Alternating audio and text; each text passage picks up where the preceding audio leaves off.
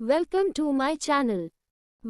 तो मूवी के स्टार्ट होते ही हम मार्स पर कुछ साइंटिस्ट को देखते हैं जो कि वहां के सोइल पर या मिट्टी पर कुछ एक्सपेरिमेंट कर रहे होते हैं, उनके सैंपल्स ले रहे होते हैं कि तभी उन्हें नोटिफिकेशन आती है, यानी खबर मिलती है कि यहाँ पर तूफान आने वाला है और उन्हें फौरन से बने स्पेसशिप तक जाना होगा। अब वह सब साइंटिस्ट अपने स्पेसशिप की तरफ बढ़ने लगे, लेकिन उनमें से एक साइंटिस्ट जो कि बॉटनिस्ट भी थे, उनकी कोई चीज़ टकराती है तो वो वहीं पर गिर जाते हैं और तूफान में कहीं गुम हो जाते हैं। और स्पेसशिप में सब साइंटिस्ट उनसे कांटेक्ट करने की काफ़ी कोशिश कर रहे होते हैं, लेकिन ऐसा नहीं हो पाता और ना उसे ढूंढ पाते हैं। वो सब समझते हैं कि शायद माँ कब इस दुनिया में नहीं रहे, तो वो वहाँ से निकलते हैं। लेकिन उधर हम मार्स में देखते हैं कि माँ कभी जिंदा है, लेकिन उनके पेट में एक रोड चला गया है। उसे निकालते हुए उसे काफ़ी दर्द हो रहा होता है। वो जैसे तैसे करके चलते हुए उस चैम्बर तक जाते हैं जो सब साइंटिस्ट ने अपनी शेल्टर के लिए यहाँ पर लगाया था। वो वहाँ पर जाकर इस रोड को निकालते हैं, लेकिन काफ़ी परेशान भी होते हैं कि वो बाकी साइंटिस्ट से संपर्क कैसे करेंगे। ना यहाँ स्पेसशिप है, तो क्या वो सारी जिंदगी मार्स पर ही रहेंगे। उड़ते हुए तूफान की वजह से उनके पास कोई वेपन भी नहीं है। वो जानता था कि स्पेस में जो अगला प्रोजेक्ट आएगा, यानी जो अगला स्पेसशिप लैंड करेगा, वो 4 साल बाद होगा। तो 4 साल का अरसा तो बहुत ज़्यादा है, यानी इस टाइम पीरियड में जो उसके पास खाना है वो काफ़ी नहीं है। वो मर भी सकता है, तो उसे कुछ न कुछ ज़रूर करना होगा। अब यहाँ पर वो प्लान करने लगता है। उसके पास कुछ आलू होते हैं जिन्हें यूज़ करके वो और आलू उगाना चाहता था, और शायद इसलिए वो सारे साइंटिस्ट एक्सपेरिमेंट कर रहे थे इस प्लेनेट की सोयल पर। तो मार्क अपनी डायरी में कुछ नोट्स बनाने लगता है और बाहर जाकर सॉइल में खेती करने लगता है ताकि वो आलू को उगा सके। लेकिन यहाँ भी एक सबसे बड़ा समस्या ये थी कि मार्स में पानी बहुत कम था। एवन था ही नहीं, बस वही पानी जो साइंटिस्ट अपने साथ लाते हैं। तो ये तो यहाँ पर रहने के लिए काफ़ी नहीं था। लेकिन लकीली मार्क क्योंकि एक बॉटनिस्ट था, तो वो जानता था कि पानी को किस तरह से प्रोड्यूस किया जा सकता है और यह सारी कल्टीवेशन कैसे की जा सकती है। तो वो हाइड्रोजन और ऑक्सीजन को जलाकर उसे पानी बनाने की कोशिश करता है, लेकिन पहली ट्राई में तो वहाँ पर बहुत बड़ा ब्लास्ट होता है, क्योंकि यहाँ पर उसने उस ऑक्सीजन की कैलकुलेशन नहीं की जो वो वहाँ से इंटेक कर रहा था।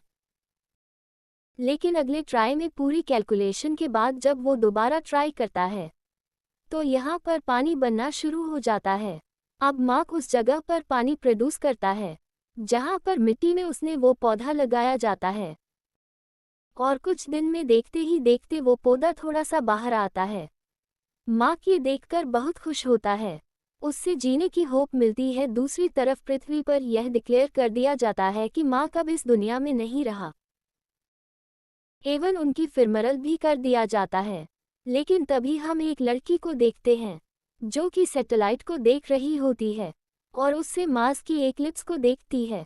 तो उसे तब चलता है कि माँ कभी भी जिंदा है, क्योंकि वहाँ पर जो सामान पहले कहीं और पड़ा हुआ था वो अब किसी और जगह पर शिफ्ट हो चुका है। और ये सोलर पैनल्स होते हैं जो कि मार्स नहीं शिफ्ट किए होते हैं। वो लड़की अपने सीनियर्स को बताती है और वो भी समझ जाती है कि माँ कभी जिंदा है। लेकिन वो उन्हें बताते हैं कि अगर हम मार्स पर माँ को बचाने चले भी जाए तो हमारे पहुँचने तक वो भूख से वैसे ही मर जाएगा। और ये बात होते भी ठीक है। उधर मार्क जो कि परेशान होने की बजाय कोई तरीके ढूंढ रहा होता है कि ये 4 साल बाद जो नया प्रोजेक्ट आएगा और जिस जगह पर आएगा वहाँ पर पहुँचने के लिए उसे 50 दिन चाहिए, यानी 50 डेज और 70 डेज तो इसे यहाँ पर पहले से हो चुके हैं। तो बैठे रहने से अच्छा है कि ये उस जगह तक पहुँचाए।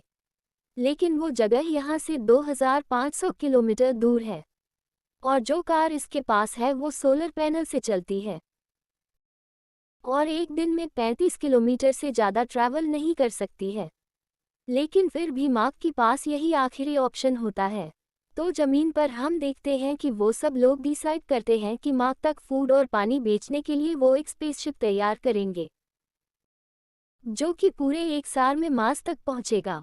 लेकिन मार्क तो पहले ही वहां पर काफी ज्यादा आलू उगा चुका था।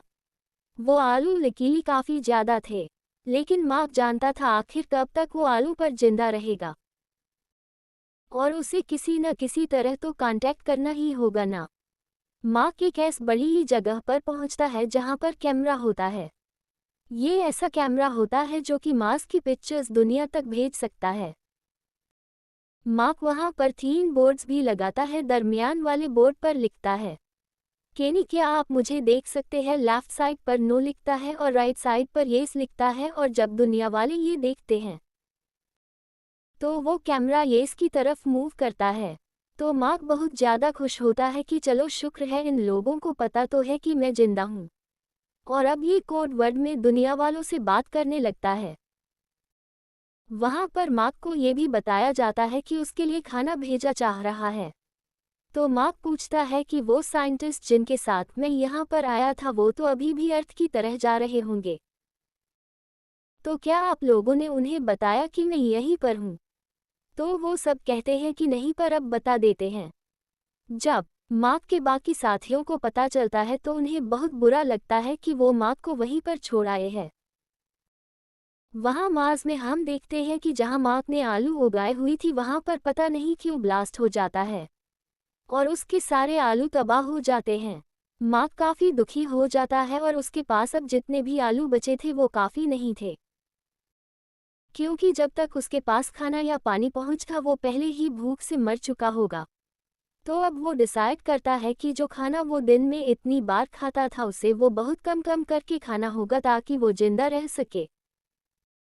अब उधर जमीन पर हम नासा को देखते हैं, जो कि एक रॉकेट लॉन्च कर चुके होते हैं जिसमें मार्क के लिए खाना और ज़रूरी चीज़ें थी।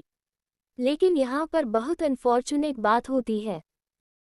वो रॉकेट लॉन्च होते ही ब्लास्ट कर जाता है, सारा खाना भी डिस्ट्रॉय हो जाता है और अब मार्क तक कुछ भी नहीं पहुँच पाना था। तो सब बहुत ज़्यादा उदास हो जाते हैं और जब मार्क को पता चलता है तो वो भी बहुत डिसअपॉइंटेड होता है। लेकिन वो नासा को एक मैसेज देता है कि मैं हिम्मत हारने वालों में से नहीं हूँ, मैं अपनी आखिरी सांस तक लड़ूंगा और हो सके तो मेरे पेरेंट्स को बता देना कि आपका बेटा अपनी प्रोफेशन को लेके काफ़ी सीरियस था। अगर उसकी जान गई भी तो वो इस बात से बहुत खुश है कि उसने एंड तक इसके लिए लड़ाई की और वो फकर से गया। अब वो लोग नीचे चाइना से भी हेल्प मांगते हैं तो चाइना उनकी मदद के लिए तैयार हो जाता है। यह उनका स्पेसशिप जो गेटा इस दिन बाद जाने वाला है, वो लोग उसे के सहारे मार्क को रेस्क्यू करेंगे। लेकिन वहाँ पर एक और आदमी होता है जो कि एने एक और आइडिया देता है कि जो स्पेसशिप पहले से मार्स से वापस आ रहा है उसे दोबारा मार्स की तरफ कर दिया जाए और मार्क जो मार्स पर पहले से स्पेसशिप मौजूद है उसे मार्स के ऑर्बिट तक आए। तो बाकी साइंटिस्ट इसे ले लेंगे, लेकिन ये सब बहुत रिस्की था और इसमें बाकी साइंटिस्ट की भी जान को खतरा था। और उन्हें ये सब करने में 19 महीने भी लग सकते थे। यानी अगर वो मार्क को लेकर वापस जमीन पर आते, तो इसलिए यह नासा इस चीज़ को मना कर देती है। और उधर हम मार्क को देखते हैं, जो कि मार्स में बिजी होता है और वो अभी भी हिम्मत नहीं हार रहा होता है। वो काफ़ी ज़्यादा ब्रेव होता है। जब नासा देखती है कि जो स्पेसशिप सामने की तरफ वापस आ रहा था वो दोबारा से मार्स के तरफ जा रहा है तो वो काफ़ी हैरान होती है कि हमने तो इस चीज़ के ऑर्डर्स नहीं दिए। असल बात ये थी कि वह लड़का जिसने एक प्लान एडवाइस किया था, उसने इन 5 साइंटिस्ट से रिक्वेस्ट की थी कि तुम लोगों को मार्क को जाकर बचाना होगा, क्योंकि वो तुम लोगों का टीम मेंबर था। और दूसरा, अगर हमने कोई तरीका ढूंढा तो इसमें कई साल लग सकते हैं और तुम लोग उस तक विद इन मंथ पहुंच सकते हो। तो नासा को बहुत गुस्सा आता है, लेकिन चाइना उनको समझाता है कि ये अच्छी बात है। जब मार्क हिम्मत नहीं हार रहा और ये साइंटिस्ट भी अपनी जान की कुर्बानी देते हुए यानी अपनी जान को रिस्क में डाल दे रहे हैं, अपने साथी को बचाने चाह रहे हैं, तो हम कौन होते हैं कहने वाले। वो उनको फिर भी पहुंचाते हैं और चाइना की हेल्प से ये लोग उसे सक्सेसफुल करने की पूरी तैयारी करते हैं। अब उधर जब मार्क को पता चलता है कि उसके साथी उसे लेने आ रहे हैं, लेकिन उनकी स्पेसशिप में इतना फ्यूल नहीं है कि वो मार्स के अंदर तक आ सके, तो उसे अपना ही स्पेसशिप तैयार करके मार्स के ऑर्बिट तक आना होगा ताकि वो वहां से अपने साथियों को ज्वाइन कर लें। तो अब वो स्पेसशिप को तैयार करने लगता है, लेकिन वो इतना भारी होता है कि जब तक मार्क उसके कुछ हिस्से बाहर न फेंक देता वो इतनी जल्दी ट्रेवल न कर पाता। मार्क अब ऐसा करने लगता है। अब मार्क उस स्पेसशिप में निकल ही पड़ता है, लेकिन उससे काफ़ी सफोकेशन हो रही होती है और वो स्पेसशिप पूरी तरह से ठीक भी नहीं होता, तो उसने उसे फ्लाई और हैंडल करने में भी काफ़ी प्रॉब्लम होती है। तो इस ऊंचाई से बीच में वो बेहोश हो जाता है और उसका कांटेक्ट भी नहीं होता। इससे तो सब काफ़ी परेशान हो जाते हैं, लेकिन जब कुछ टाइम बाद उसे होश आता है तो सब बहुत खुश होते हैं। जमीन पर भी काफ़ी ज़्यादा लोग इस मिशन को लेकर काफ़ी वरिड थे और मार्क और बाकी साइंटिस्ट की सेफ्टी के लिए दुआएं कर रहे थे। लेकिन यहाँ एक और प्रॉब्लम हो जाती है। मार्क जब स्पेसशिप में होता है उसकी स्पीड को कंट्रोल करना उसके बस में नहीं हो रहा होता, तो वो परेशान हो जाता है कि उसके साथ उसे कैसे पकड़ेंगे। तो अपने साथी से कहता है कि परेशान ना हो, मैं भी हिम्मत बनाए रखा हूँ और जल्दी मैं इसकी स्पीड को कंट्रोल करके तुम लोगों तक पहुँच जाऊंगा। तो दूसरे साइंटिस्ट अपनी स्पेसशिप का एक हिस्सा गिरा देते हैं, जिसकी एयर प्रेशर से मार्क की स्पेसशिप की स्पीड कम होती है। तो फाइनली ये लोग मार्क को पकड़ सकते थे। अब उधर हम स्पेसशिप की फीमेल कमांडर को देखते हैं, जो कि एक मूविंग चेयर पर से होती हुई एक रस्ते की मदद से मार्क तक पहुंच रही होती है, लेकिन वो रस्सी यहाँ पर छोटी पड़ जाती है। यहाँ पर मार्क इनसे काफ़ी दूर रह जाता है, तो वो इनसे कहता है कि मैं स्पेसशिप में एक होल करूँगा। यहाँ पर मार्क अपने स्पेस सूट के अंदर एक होल बनाता है, जिससे उसके स्पेस सूट पर हवा आने लगती है और उसका प्रेशर भर जाता है और उसी प्रेशर से वो अपनी डायरेक्शन चेंज करता है और मूव करने लगता है और फाइनली उसे फीमेल कमांडर तक पहुंचे जाता है। वो बहुत खुश होता है कि अब उसकी जान बच चुकी थी और वो रेस्क्यू कर लिया गया था। लेकिन तभी वहां पर कोई मूवमेंट होती है और मार्क का हाथ फीमेल कमांडर के हाथ से छूट जाता है, लेकिन जल्दी वो कमांडर उसकी तरफ रस्सी फेंकती है जिसे मार्क पकड़ लेता है। अब फाइनली मार्क उस स्पेसशिप के अंदर आ जाता है और सब लोग बहुत ज़्यादा खुश होते हैं कि उनका मिशन सक्सेसफुल रहा। अब हम देखते हैं कि वो सब फाइनली पृथ्वी पर लैंड कर चुके होते हैं और यहाँ पर मार्क सब साइंटिस्ट का हेड बन जाता है और उन्हें सिखाने लगता है कि अगर आप स्पेस में फंस जाएं तो खुद को किस तरह से बचा कर रखना है, कभी भी हिम्मत नहीं हारनी। और इसके साथ यह मूवी यहीं पर एंड हो जाती है। Thank you for watching.